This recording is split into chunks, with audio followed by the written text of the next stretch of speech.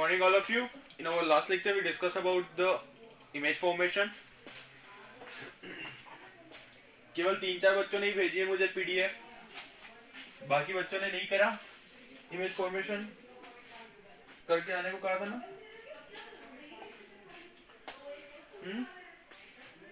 Image formation का कहा था ना आप सबको। केवल 3-4 बच्चों ने ही भेजा है मुझे अब तक। सर कल एब्सेंट थे क्लास में। फिर कैसे चलेगा काम। चलो एक बार फटाफट से डिस्कस कर लेते हैं। Position number 1, when object is at infinity, जब ऑब्जेक्ट हमारा इंफिनिटी पे होगा। कॉनकेव मिरर के लिए बात कर रहे हैं ना। जब ऑब्जेक्ट हमारा इंफिनिटी पे होगा तो light rays comes parallel to principal axis, तो लाइट रेज हमारी प्रिंसिपल एक्सिस के पैरेलल आएगी। आफ्टर रिफ्लेक्शन जो है वो हमारी लाइट रेज जो है वो फोकल पॉइंट से होकर के पास ऑन होगी। ये हो गया हमारा फोकल पॉइंट, ये हो गया हमारा फोकल पॉइंट। ठीक है,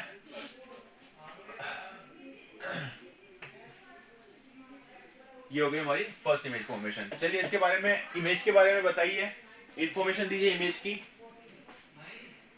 पोजीशन ऑफ इमेज और नेचर रियल एंड इन्वर्टेड। देखो हम किस एंड हाईली डिमिनिश्ड। किन टॉपिक्स के बारे में बात करेंगे। एक तो हम बात करेंगे पोजीशन के बारे में, एक हम बात करेंगे साइज के बारे में, एक हम बात करेंगे रियल और वर्चुअल के बारे में, एक हम बात करेंगे अपवर्ड और डाउनवर्ड। ठीक है, ये 1, 2, 3 और 4 इंफॉर्मेशन जो है वो इमेज की हम डिस्कस करेंगे। सारी इमेज की 4 पॉइंट्स जो है वो डिस्कस करेंगे। Point number 1 position, point number 2 size, real और वर्चुअल, एंड अपवर्ड और डाउनवर्ड। ठीक है, इन सब के बारे में हम डिस्कस करेंगे। तो पहले बताइए पोजीशन क्या है इमेज की। Focus on focal point. Second, size कितनी है इमेज की। हाईली डिमिनिश्ड हाईली डिमिनिश्ड और point size. Third one, real और वर्चुअल। रियल क्यों, क्योंकि लाइट रेज जो वो एक्चुअल में एक पॉइंट पे कट कर रही है। उसके बाद आया हमारा अपवर्ड और डाउनवर्ड।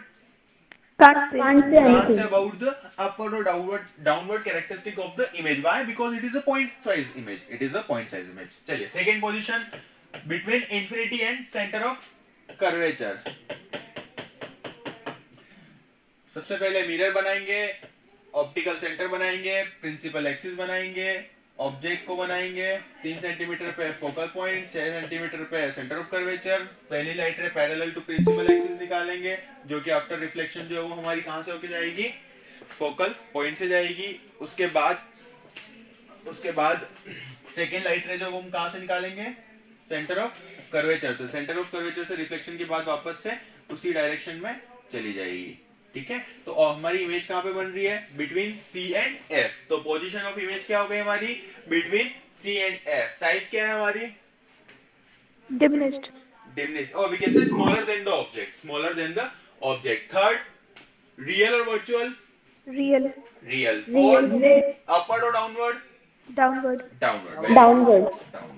क्यों, क्योंकि देखो यहाँ पे हमारा हेड है, यहाँ पे हमारा ऑब्जेक्ट का हेड है, और ऑब्जेक्ट के हेड से जो लाइट रेज निकल रही है वो यहाँ पे कोइंसाइड कर रही है। मतलब इमेज का हेड भी कहां पे आएगा, इस पॉइंट पे आएगा, इस पॉइंट पे आएगा।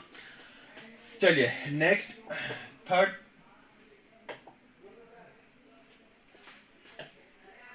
At centre of curvature.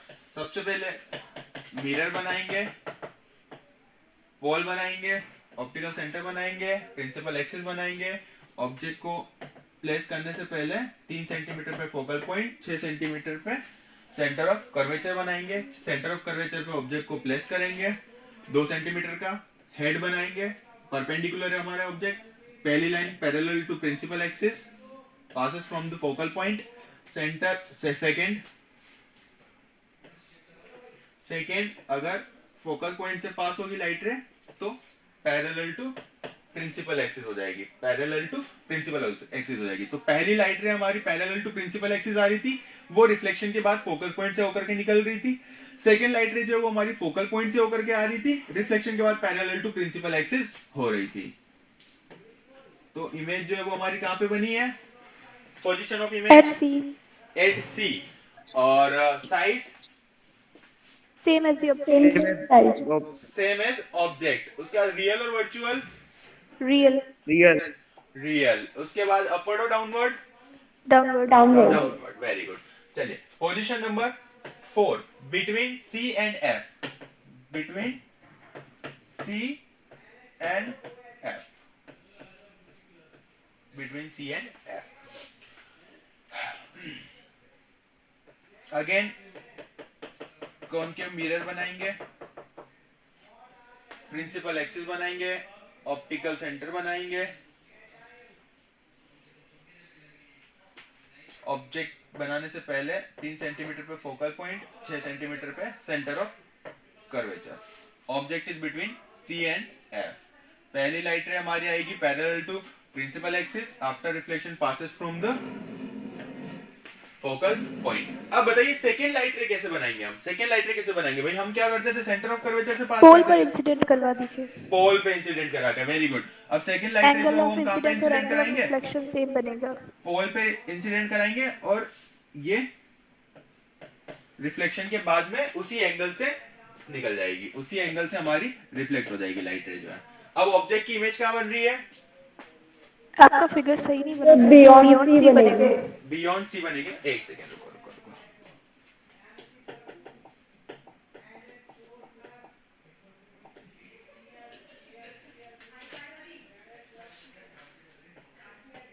अब ठीक है, जिस एंगल पे इंसिडेंट होगी उसी एंगल पे हमारी रिफ्लेक्ट होगी। एक्चुअली ये जब डायग्राम है वो स्केल से प्रॉपर मेजरमेंट होकर के बनेंगे तो प्रॉपर आएगी, ठीक है।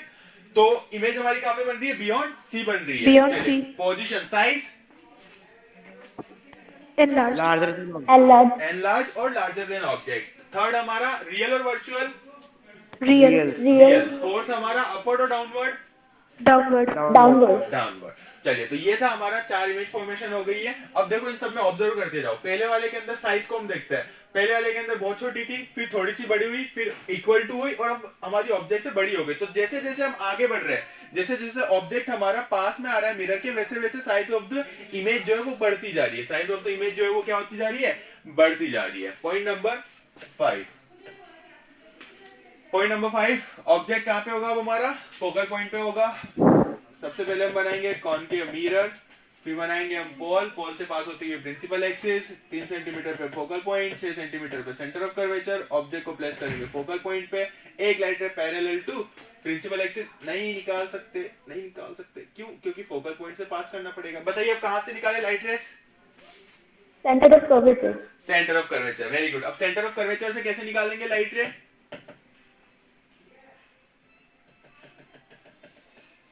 यहां से इंसिडेंट होगी, रिफ्लेक्ट होकर के इस वाले पाथ पे चली जाएगी। Second light ray Parallel to principal axis. Parallel to principal axis अगर बनाएंगे तो वो फोकल पॉइंट से निकल जाएगी। इनको जब हम पीछे की तरफ बढ़ाएंगे तो Infinity. इंफिनिटी पे। देखो दोनों लाइट रेज जो क्या हो गई है? पैरेलल हो गई है। दोनों लाइट रे क्या हो गई हमारी? पैरेलल हो गई है। तो ये चीज हम जानते भी है, कि अगर ऑब्जेक्ट हमारा इंफिनिटी पे होगा तो लाइट रेज हमारी फोकल पॉइंट पे कंसंट्रेट होगी, और अगर ऑब्जेक्ट हमारा फोकल पॉइंट पे होगा तो लाइट रेज जो वो इंफिनिटी पे जाकर के, मतलब पैरेलल टू प्रिंसिपल एक्सिस होने चाहिए। तो यहाँ पे भी हमारी जो बोथ लाइट रेज जो है वो हमारी क्या हो रही है? पैरेलल हो रही है, मतलब ये इंफिनिटी पे जाकर के मिलेगी। तो ऑब्जेक्ट अगर इंफिनिटी पे है तो फोकल पॉइंट पे इमेज बनेगी, ऑब्जेक्ट अगर फोकल पॉइंट पे है तो इमेज हमारी इंफिनिटी पे बनेगी। क्लियर है? Yes, sir. चलिए next, between F and C. 6 position between F and pole, F and pole और ऑप्टिकल सेंटर। सबसे पहले बनाएंगे हम कॉनकेव मिरर। कॉनकेव मिरर के बाद में हम बनाएंगे ऑप्टिकल सेंटर, फिर हम बनाएंगे प्रिंसिपल एक्सिस, फिर बनाएंगे हम 3 सेंटीमीटर पे फोकल पॉइंट, 6 सेंटीमीटर पे centre of curvature. Object is in between focal point and centre of curvature. चलिए बताइए अब लाइट रेज कौन कौन सी लेंगे? पहली light ray Parallel to principal. Center of curvature. Centre of curvature. पहली लाइट रे ले ली हमने सेंटर ऑफ कर्वेचर से। सेंटर ऑफ कर्वेचर से। Second Pole. पोल से। Second poles. चलिए अब इनको हम क्या करेंगे, पीछे की तरफ बढ़ाएंगे। पीछे की तरफ बढ़ाने पर हम देखेंगे कि ये लाइट रेज जो है वो कहाँ पे मिल, हाँ तो लाइट रेज को जब हम पीछे की तरफ बढ़ाएंगे तो ये कहाँ पे मिलेगी हमारी, काफी दूर जाकर के। और अब हमारी बताइए इमेज जो है, इमेज की position Enlarged. Behind the mirror. Behind the mirror, enlarge, real और वर्चुअल, Virtual. वर्चुअल, अपवर्ड और downward. Upward. So this is what all about the image formation for the concave mirror. किसी को कोई doubt? No, sir. Exam में इस पे एक ना एक क्वेश्चन जरूर आएगा, गलत नहीं होना चाहिए। इसको हमने लगभग 10 से 12 बार कर लिया है, तो अब गलती नहीं होनी चाहिए। चलिए अब देखते हैं इसके एप्लीकेशंस कि भाई जो हमारा कॉनकेव मिरर है वो कहाँ कहाँ पे यूज में आता है। बताइए कॉनकेव मिरर कहाँ कहाँ यूज में आता है?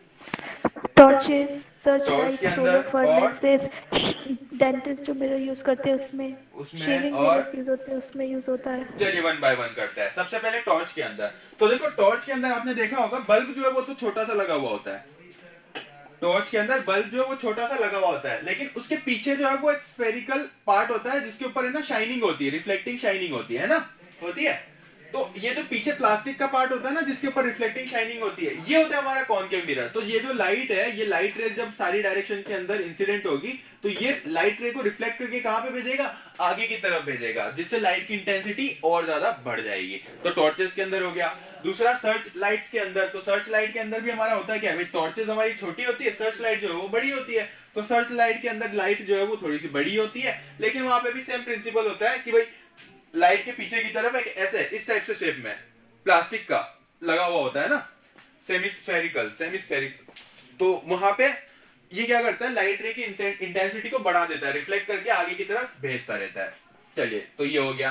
थर्ड हमने बोला डेंटिस्ट के वहां पे, तो डेंटिस्ट के यहाँ पे कौन कौन गया डेंटिस्ट के पास?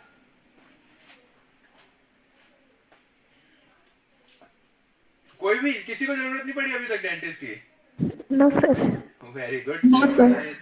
तो सुनिए, हर साल में एक बार, कम से कम साल में एक बार जो है वो डेंटल चेकअप जरूरी होता है। तो चाहे आपके दांतों में प्रॉब्लम नहीं हो रही, वो क्यों नहीं हो रही, क्योंकि अभी आप छोटी एज में हो। तो अभी अगर प्रॉब्लम होगी भी तो वो आपको दिखेगी नहीं, स्टार्टिंग इनिशियल फेज में होगा। तो साल में कम से कम एक बार डेंटल चेकअप जरूरी होता है, ठीक है? ताकि क्या है कि कोई भी प्रॉब्लम जो है वो एकदम से हमें ना दिखे, अगर अभी पता चल गई तो उसको क्या है कि सॉर्ट आउट किया जा सकता है। तो चलिए, एड वगैरह में देखा होगा आपने, एडवर्टाइजमेंट के अंदर, मूवीज के अंदर, तो डेंटिस्ट की जो चेयर होती है उसके ऊपर एक लाइट लगी हुई होती है। तो वो लाइट जो होती है ना, उसके अंदर भी सेम होता है कि ऐसा स्फेरिकल शेप होता है और बीच में लाइट लगी होती है जो कि लाइट की इंटेंसिटी को बढ़ा देती है ना।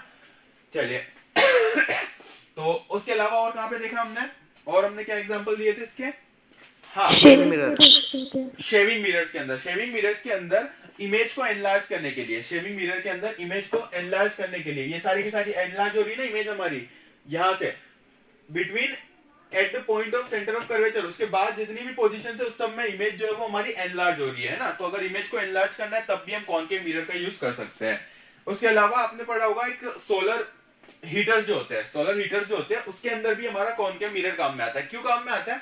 देखो उसमें होता क्या है, एक बीच में होती है हमारी पाइप, इस रोड के अंदर होता है पानी, इस रोड के अंदर क्या भरा हुआ होता है, पानी भरा हुआ होता है, इस रोड के अंदर भरा हुआ होता है पानी। इसके पीछे लगे होते हैं हमारे मिरर्स, इसके पीछे लगे होते हैं मिरर्स। देखो अब लाइट रेज जब हमारी इंफिनिटी पे आती है, इंफिनिटी से आती है, सन जो है वो बहुत दूर है ना, तो सन से आने वाली लाइट रेज जो होती है वो जो है कॉन्सेंट्रेट हो जाती है। ये जो ट्यूब लगी हुई होती है, ये ट्यूब कितनी डिस्टेंस पे होती है, जितनी इस मिरर की फोकल लेंथ होती है, जितनी इस मिरर की फोकल लेंथ होती है, फोकल पॉइंट होता है, उस डिस्टेंस पे हमारी ये ट्यूब लगी होती है। तो जितनी भी सनलाइट रेज जो आ रही होगी इसके ऊपर इंसिडेंट होने के बाद रिफ्लेक्ट होकर के एक पॉइंट पे कंसंट्रेट होगी, और वो पॉइंट कौन सा होगा हमारा, एक्चुअल में ये ट्यूब होगा। तो जितनी हमारी सन की एनर्जी थी इस एरिया के अंदर जो डिस्ट्रीब्यूटेड थी, वो सारी की सारी कंसंट्रेट हो जाएगी किस पॉइंट पे, इस ट्यूब के ऊपर। तो अब ये ट्यूब जो है वो गर्म हो जाएगा, ट्यूब जब गर्म होगा तो इसके अंदर जो पानी है वो बॉयल होने लगेगा, गर्म होने लगेगा, और this is how we can use the mirrors to concentrate the light to heat up the water in solar water heaters. Clear है? Yes sir. चलिए तो ये था हमारे applications of concave mirrors. Concave mirrors का टॉपिक ओवर। हमने image formation पढ़ लिया, एप्लीकेशंस पढ़ ली, डेफिनेशंस पढ़ ली और लॉज ऑफ रिफ्लेक्शंस पढ़ लिया कॉनकेव मिरर्स के अंदर। नेक्स्ट क्लास के अंदर हम डिस्कस करेंगे कॉन्वेक्स मिरर की image formation and convex mirror के एप्लीकेशंस। तो कॉन्वेक्स मिरर के आप इमेज फॉर्मेशन बना करके फॉरवर्ड कर दीजिए, ट्राई कर लीजिए, अगली क्लास में हम डिस्कस करेंगे और उसके एप्लीकेशंस पढ़ के आइएगा, ठीक है? Okay sir. आज के लिए इतना काफी, मिलते हैं अगली क्लास में।